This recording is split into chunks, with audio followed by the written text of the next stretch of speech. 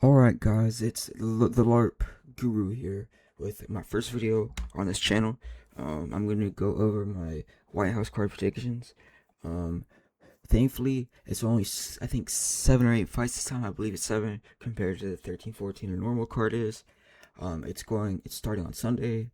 I believe roughly 7 or 8 p.m. because I'm Central Time. They may be talking about it in Eastern Time, which, oh well. So let's begin. First off, we have Diego Lopez and Steve Garcia. And first of all, I will be honest, I'm not the biggest fan of Steve Garcia. I've only heard about him recently.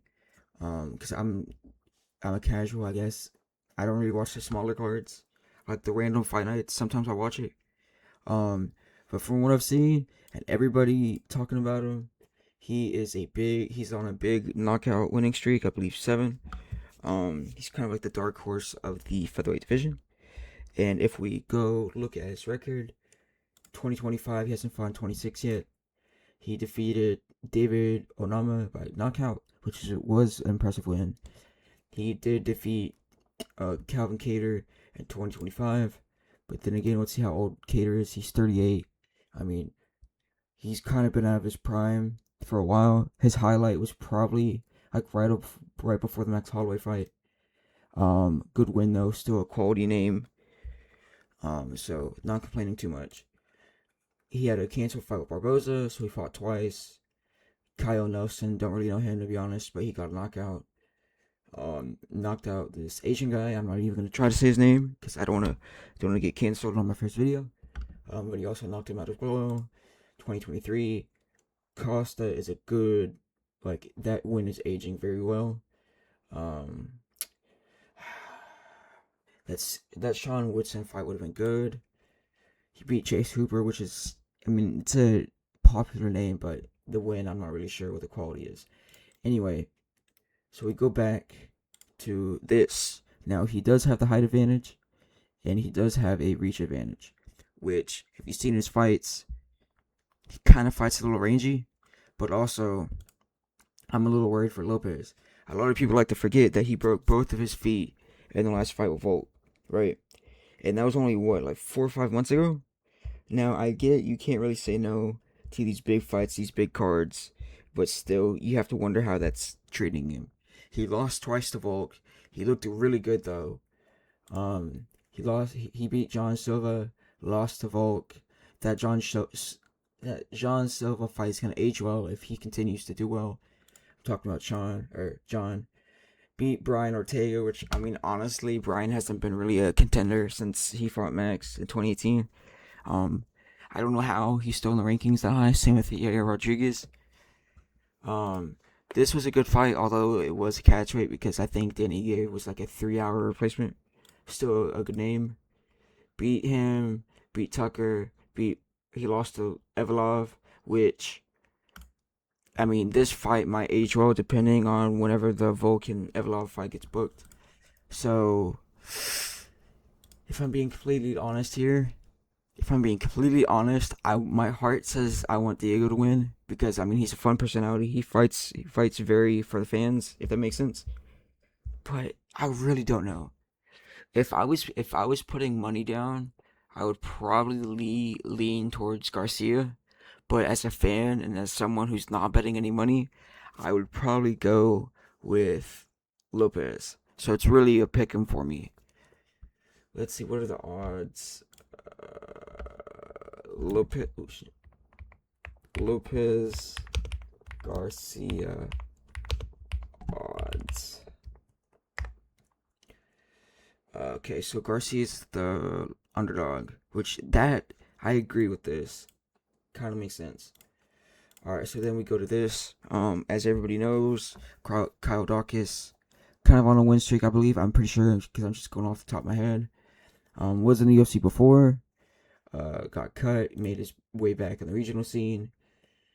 I mean, it's a name, but it's not really like a contender or even a prospect anymore. Um, Still a valuable name because Hamzat like ran through Gerald. Same thing. It's a name, but it's not really a contender. Lost to Anders, lost to Roman, lost to Pickett. I believe that's when he got cut, right? Because this 4 year gap. Um, he's an explosive fighter, but then again, so is Bo Nickel. He lost to RDR, which kind of exposed a few things, but he's younger. He's about the same size, same reach. This is a shorter prediction, but I think it's going to be a Nickel win, either like a first round submission or a back and forth decision, honestly. But if I was betting money as a fan, I would go Bo Nickel. Now, let's be honest. Michael was 2-5 in the UFC. His only wins were Tony Ferguson, who, after the Gaethje fight, kind of became a ghost of his former self. He knocked him out, which breaks my heart still to this day. And Dan Hooker, when he first came, he lost to everybody else. He's 40 versus 29, 5'8". He's 5'8" versus 5'9", 71-inch, 75. This should be, unless Michael actually decides to grapple and be smart for once in his life. And if he's fighting how he fights with like Gaethje, Poirier, for example, or Oliveira, if he fights for the fans, he's losing in round 1. But if he's smart, he'll take the sensible approach. He will actually use his wrestling, and he might have a chance. Because Rufy's wrestling or grappling isn't necessarily the best. He's known for striking. Look at the Bobby Green fight. I mean, if I was betting money, Rufy all day. If I was a fan, Rufy all day. Matter of fact, I might do Kalshi for that, low-key, but we'll see. Now, with this, Derek likes to give up when it's hard. As much as I love him, also because he's from Houston and I'm from Dallas, so I kind of gotta throw a few jabs if you know the lore, because Dallas and Houston don't really like each other. What's it called? So you have a 41-year-old hasn't really been in his prime for at least 6-7 years, 6-7. Versus a 28-year-old hype train. He's very weird, but look at the Blades fight. He doesn't fucking give up. He's a pressure guy. He can wrestle. He was a D1 wrestler. He was a multi-sport athlete. 6'1", 6'2". He is lighter, and he has a shorter reach. I believe he's going to pressure him. He's either going to grapple or brawl with him. I'd say either round 1, round 2 knockout for Josh Hokett, and that's me being a very big fan of both. Mainly Derek Lewis, but I still like Hokett. Betting man, I would pick Hokett. Fan, I want Derek Lewis to win. I want him to pull off, but I also want to see how far the hype train on Josh Hokett goes. Alright, now we're getting to good fights. I'm gonna be honest. I believe Sean O'Malley's been overrated for years. Sure, he's a good counter striker. Sure, he's a good boxer. But look at the level of competition. Matter of fact, let's look right now. Alright. Beat Yadong. That's funny. He beat Yadong. Okay. I didn't even plan that. I'm not even gonna lie to you. But, I mean, this is probably his best win in a while, competition-wise, because Song Yadong is a rising contender. I mean, look at Yadong's last fight. He literally just beat Figgy, which Figgy's kind of coming off his prime, I feel like, but still it's a good name. So he beat Yadong, right? 2025, lost to Merab. We all know his wrestling sucks donkey dick, but still. 2024, lost to Merab, beat Vera. Vera hasn't been good in 5 years. Let's be real here. I would honestly bet that Rosas Jr., the Chihuahuas guy, would beat Vera. I would bet money so. That's how bad he is. This was a fluke. I feel like if they fought again, like in that same era, like same age, same everything, I believe Sterling would win again. And he was winning until Sean was able to get a lucky counter strike. Sean Piotr Jan, he lost that fight. This whole fight was a mess, but whatever. Who the fuck is this? Exactly, see? Fucking bum. He got in the UFC twice, and he got cut from the UFC twice. He's a fucking bum. Almeida was a fucking bum at this point in his career. Whatever. You know, he got injured with his leg or whatever. So what? Okay. Eddie was fucking like 40 years old. He was like 37. Who the fuck is this? Uh, See what I mean?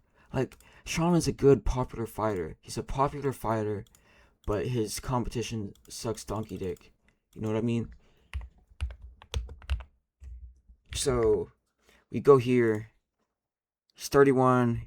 I thought he was 5'11", I swear to God. I mean, the only way I could see Sean winning is if he outpoints him with using his jab, using points, staying far, jabbing, and going away, right?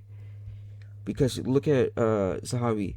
He's trained by arguably the greatest Canadian coach of all time. He coached GSP. He's getting coached by GSP too. He arguably has one of the best corners now. For us, Zahabi and GSP. He's 38 years old, which is a key point versus 31 and Sean O'Malley. He does have a shorter reach, but I feel like he could pull it off because he's such a more aggressive fighter. And let's look at his record. Beat Vera, which still Vera isn't that good anymore. His last good win was probably Dominic Cruz 4 years ago. I think Aldo won this fight, but whatever. He was basically, I feel like Zahabi was basically humping him the whole time, but whatever. We're not gonna talk about that. Pedro Munoz, good name. Don't know who the fuck this is. Whatever. He's on a long win streak, I'm pretty sure. I forget what the exact number is, but I know he's on a win streak. Let's go back to the fight thing. Oop. Alright. So, if I were to bet money, I really don't know. I'm trying to think. If I were to bet money, I would probably lean towards Zahabi, if I'm being completely real. But as a fan, I want to see Sean because he's a name and he's very good social media wise. Alright, let's go to Pereira and Gon. Somehow, some way, Gon pulled up another title fight. Arguably the greatest striker. I believe in this situation, in this circumstance, this is the best striker Pereira's fought. Because Adesanya is the better striker, I feel like, but he's also a middleweight versus heavyweight. You feel me? So, whatever. This is the biggest fighter Gon has fought. 81-inch reach, 6'3", around 250 pounds, 240, 250, multiple title challenger. I'm trying to think what else. I believe it's either going to be a fast-paced fight and Pereira gets the knockout within the first 2 rounds, or it's going to be a boring-ass, lame-ass decision. Because they're two very point-fighting, like, kickboxers, you feel me? And, like, for example, like the Paulo Costa or Romero fight, there's these 2 active fighters who love to brawl, right? And it was a good fight. But that doesn't really happen with point fighters. So I'm kind of... If I were to bet money, I'm leaning towards Pereira. If I was a fan, I'm leaning towards Pereira. But it really could be either way, I feel like. So, low-key kind of scared, but we'll see. Now, I'm going to keep this one short and sweet. 37. He already knows this is his last fight. He's already coming into this fight knowing this is his last fight. This is his last chance, which could go either way. He could already be mentally out of it. He could already really not care because this is his last fight, right? Or he could be throwing this everything he has. They're roughly the same size, which is kind of crazy. But he's also 29. He's also beaten everyone he's fought. He low-key has the Oliveira, which aged very well because Oliveira's still winning and finishing. Max Holloway, first person to knock him out. Volk knocked him out. And he would do it again. 50-42. All these good fights, right? He would have murdered Barboza. I mean, I'm just going to keep it short and simple. Look at on Kalshi, too. Kalshi has like almost a $3 million pot on this fight, right? Last time I looked, it was 80-20 for Topuria.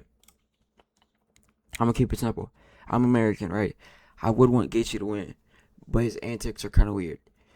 I'm going Ilia Topuria all the way, and call it crazy, but I think it's gonna be a first or second round finish, and he's gonna lay the white rose down, and it's gonna be a highlight moment. So I'm low-key kind of scared, but I'm excited for Taporia. I'm excited to see what he does. But thank y'all for watching. I hope y'all stay to the end of this. Appreciate it.